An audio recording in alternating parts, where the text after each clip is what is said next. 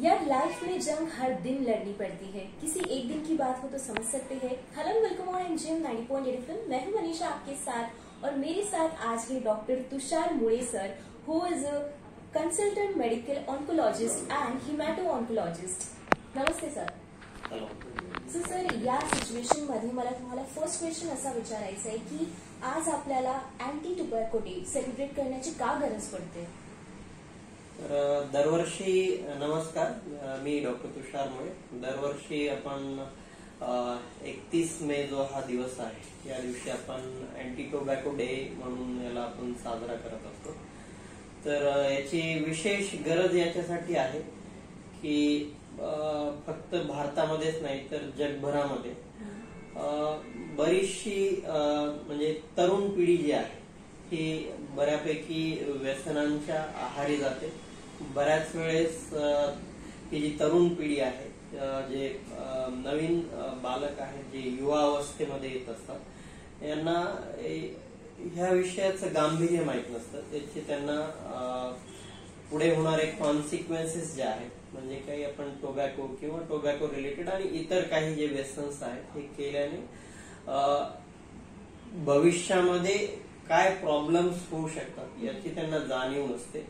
आणि ही जाणीव करून देण्यासाठी आपण दरवर्षी 31 मेला अँटी टोबॅको डे साजरा करतो, ज्याच्यामध्ये आपण म्हणजे यंग पिढी तर आहेच, परंतु यंग पिढी सोबत आपले जे काही अडल्ट आहेत, प्रौढ आहेत, त्यांना सुद्धा आपण आवाहन करत असतो की टोबॅको आणि टोबॅको रिलेटेड जे प्रोडक्ट्स आहेत यांच्यापासून आपण दूर राहायला पाहिजे किंवा याचं सेवन आपण केलं नाही पाहिजे, जेणेकरून याच्यामुळे होणारे जे भरपूर सगळ्या व्याधी आहेत, फक्त कॅन्सरच नाही तर हार्ट डिसीजेस असतील, डायबिटीस आहे, हायपरटेन्शन आहे, सीओपीडीज आहेत, अस्थमा आहे, हे सगळे जे प्रॉब्लेम्स आहेत, हेल्थ रिलेटेड इश्यूज जे आहेत, हे सगळे आपण प्रिव्हेंट करू शकतो, अवॉइड करू शकतो। तर त्यासाठी आपण दरवर्षी 31 मेला अँटी टोबॅको डे साजरा करतो।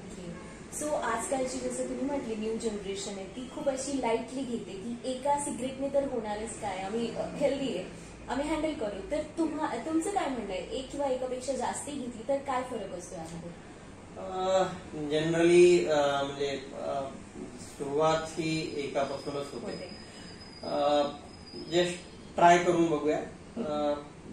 माझा मित्र आहे किंवा मैत्रीण आहे, ती कोणीतरी घेतंय, किंवा आपण बऱ्याच वेळेस म्हणजे मोठ्या पडद्यांवरतीही बघतो किंवा टीव्हीज मध्ये, सिरियल्स मध्येही बघत असतो।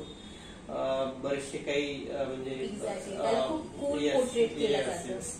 हिरोज असतील, हिरोईन्स असतील, हे आपल्याला पडद्यांवरती दाखवल्या जातं किंवा आपण समाजामध्ये पण ह्या गोष्टी जगत असताना बघतो की आपल्यापेक्षा कोणीतरी यंग आहे, हँडसम आहे, ड्यूड दिसतंय, कूल दिसतंय आणि तो एखाद्या प्रकारचं व्यसन करतोय, सिगारेट वगैरे उडतो, तर आपणही ते केलं पाहिजे अशी क्युरिओसिटी जी आहे ही त्या म्हणजे बालावस्थेमधून जेव्हा आपण प्रौढ अवस्थेमध्ये जातो तर त्यावेळेस बऱ्याचशा बालकांच्या मनामध्ये त्याच्याविषयी कुतूहल असते की आपणही हे एक वेळा करून बघायला पाहिजे, ट्राय केलं पाहिजे। ट्राय केल्याने काय होतं, एक ट्राय केल्याने काय होणार नाही, पण याची सुरुवात जी आहे, म्हणूनच त्याला आपण व्यसन म्हटलेलं आहे, म्हणूनच त्याला आपण ऍडिक्शन म्हटलेलं आहे। These are addictive substances. हे आपण एकदा जरी घेतले तर आपल्याला ते वारंवार घ्यावं वाटतं, कारण इनिशियल स्टेजेस मध्ये जे आहे त्याच्यापासून आपल्याला जे आहे ते एक प्लीझंटपणा वगैरे असा मिळतो, त्याच्यामधून प्लेजर मिळतं आणि येस, तुमच्या म्हणजे याला आपण सायंटिफिक वेज मध्ये जर बघितलं तर याच्यामध्ये तुमच्या ब्रेन मध्ये जे आहे डोपामिनर्जिक सबस्टन्सेस जे आहेत ते रिलीज होतात आणि ते रिलीज झाल्यामुळे आपल्याला एक प्रकारची किक भेटते, आपण त्याला किक म्हणू किंवा त्याला आपल्याला म्हणजे आपल्याला एक प्रकारचं एनर्जी थोडंसं बूस्ट झाल्यासारखं वाटतं, थोडंसं हाय झाल्यासारखं वाटतं आणि मग वारंवार आपण तो सबस्टन्स घेण्याकडे आपला कल जो आहे तो वाढत चालतो आणि this then turns into real addiction. आणि जेव्हा रिअल ऍडिक्शन होतं त्यावेळेस it is very dangerous, it is very difficult to quit from that substance.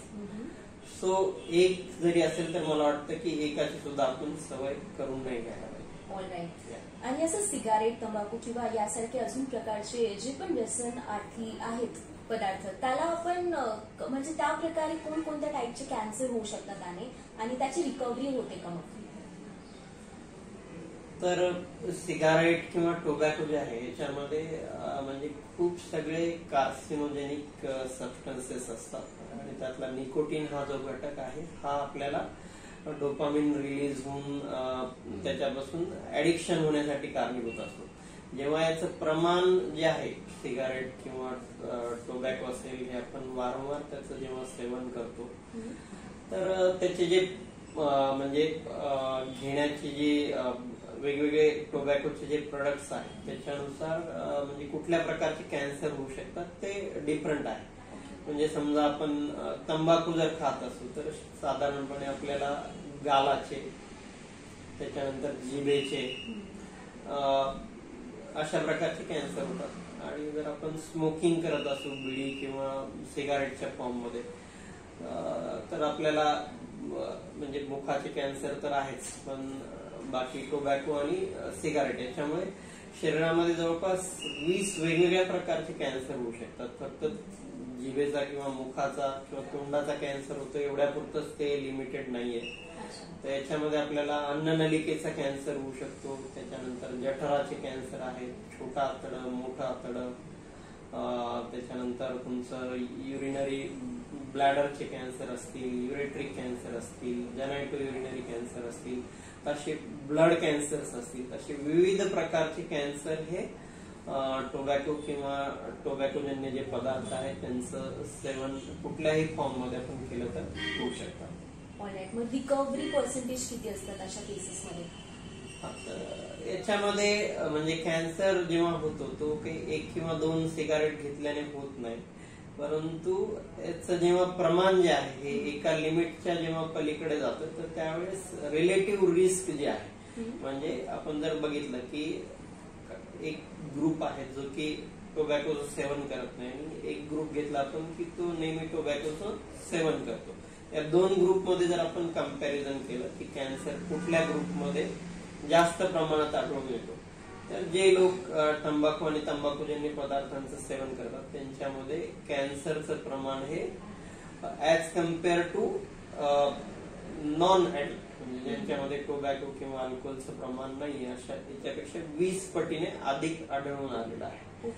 आणि किंवा त्याच्यापेक्षा जास्त स्मोकिंगची हिस्ट्री असेल म्हणजे 30 किंवा जास्त आपण सिगारेट जे आहे हे दर इन अ डे ओढतोय आणि असं आपण म्हणजे इयर साठी ओढतोय 30 इयर्स साठी, तर त्याच्यामध्ये आपल्याला लंग कॅन्सरचं प्रमाण जे आहे ते जास्त प्रमाणात आढळून येतं.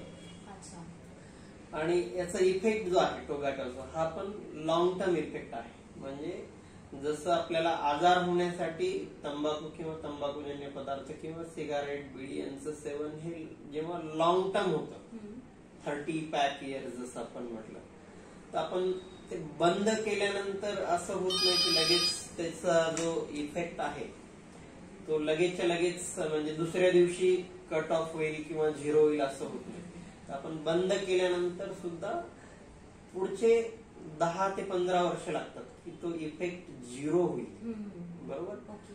सो बऱ्याच वेळेस असं होतं की आपण जे म्हणजे टोबॅको ऍडिक्ट असतील त्यांच्यामध्ये कॅन्सरचं ट्रीटमेंट करतो पण आजार परत येतो, आयदर त्याच जागेवर येऊ शकतो किंवा दुसऱ्या जागी येतो. म्हणजे जिथे जिथे तंबाखूचा असर आपल्या शरीरावर म्युकोजावरती झालेला आहे, म्हणजे काही लोकांना कसं असतं की पहिले गालाचा आजार असतो, मग आपण त्याचं ऑपरेशन करतो, रेडिएशन किमोथेरपी देतो आणि नंतर 2-3 वर्षानंतर त्यांना जिभेला किंवा घशात कुठेतरी कॅन्सर येतो, त्याला फील्ड कॅन्सरायझेशन असं आपण म्हणतो. यामध्ये तंबाखूमुळे जिथे जिथे इफेक्ट झालेला आहे ज्या ज्या भागामध्ये त्या भागामध्ये पुढील 10-12 वर्ष ती रिस्क जी आहे ती कॅन्सर डेव्हलप होण्यासाठी राहते. आणि हे सर्व ट्रीटमेंट झाल्यानंतर इथे त्यांची लाईफ पहिल्यासारखी जगू शकतात का? म्हणजे काही डिफिकल्टी येतेच? बघ आता म्हणजे काही गोष्टी ज्या आहेत आपण जे म्हणतो की ज्या नॅचरल आहेत, those are natural things. Naturally जे आपल्याला गॉड गिफ्टेड आहे, that is nobody can compare with that. तर जेव्हा आपण कॅन्सर आणि कॅन्सरसाठी म्हणजे सर्जरीज वगैरे करतो, मुखाच्या सर्जरीज वगैरे करतो, तर it give some kind of morbidities. Radiation झाल्यानंतर काही प्रकारचा त्रास हा काही दिवस त्या पेशंटला असतो.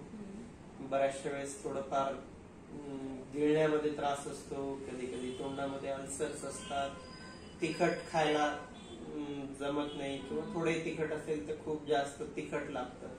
तर हा जो भाग आहे हा इनिशियल काही पिरियड साठी असतो, परंतु म्हणजे एकदम सुरुवातीसारखं नाही, पण we can match to that.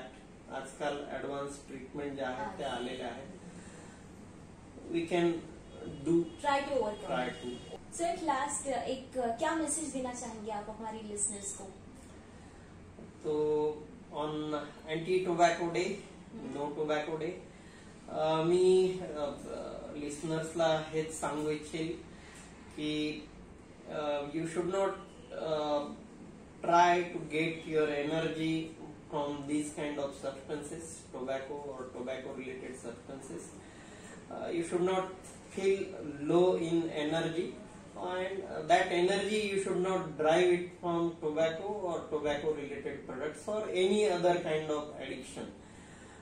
You should feel high, always feel high, that from your work.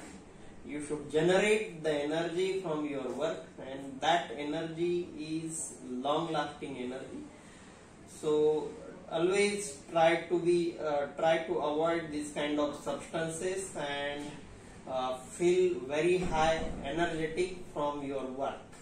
Thank you. Okay. Thank you so much sir for this precious information. Stay tuned and Gym 90.8 FM, साथ है तो बात है.